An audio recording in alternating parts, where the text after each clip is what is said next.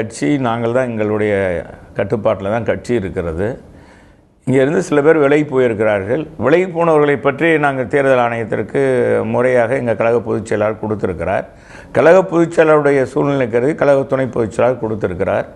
எனவே கழக துணை பொதுச் செயலாளர் டிடி தினகரன் அவர்கள் கொடுத்தது தேர்தல் ஆணையம் திரும்ப கேட்கிற பட்சத்தில், அவர் இல்லாத பட்சத்தில் ஏற்கனவே தேர்ந்தெடுக்கப்பட்டிருக்கு அம்மா அவர்களால் இருக்கும்போதே தேர்ந்தெடுக்கப்பட்டிருக்க தலைவர்கள் இதை பற்றி ஆராய்ந்து எங்களுடைய வழக்கறிஞர் பிரிவு இருக்கிறது. அது முறையாக தேர்தல் கமிஷனுக்கு உரிய விளக்கங்களை நிச்சயமாக கொடுப்போம். அதில் மாற்று கருத்து எதுவும் இல்லை. எங்கிட்டிருந்து போகிறவர்களுக்கு எந்த விதமான இதை பற்றி பேசுவதற்கு அவர்களுக்கு சில காலங்களுக்கு இதை எடுத்துக்கொண்டு செய்ய வேண்டும். கழக தொண்டர்களை குழப்ப வேண்டும், மக்களை குழப்ப வேண்டும் என்ற சூழ்நிலையில் இருக்கிறார்கள். அவர் கட்சியிலிருந்து விலகி சென்று விட்டவர்கள். இரண்டாவது, இப்போ கூட இந்த தேர்தல் ஆணையத்தை பற்றி அவருக்கு பதில் சொல்வதை பற்றி இங்கே பாண்டியராஜன் அவர்கள் பேசினார்.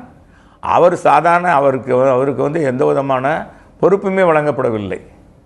அவர் ஒரு ஒரு சட்டமன்ற உறுப்பினர் என்ற முறையில் சிறப்பு அழைப்பில் தான் வந்தார்.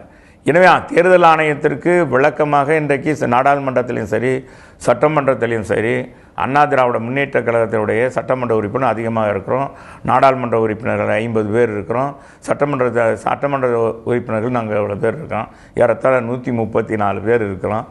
எனவே தேர்தல் ஆணையம் கேட்கும் பட்சத்தில் உரிய பதிலை எங்களுடைய வழக்கறிஞர் பிரிவு அதற்கான பொதுச் செயலாளர்கள் சில பேரை நியமித்திருக்கிறார்கள். அவர் உரிய பதிலை தருவார்கள்.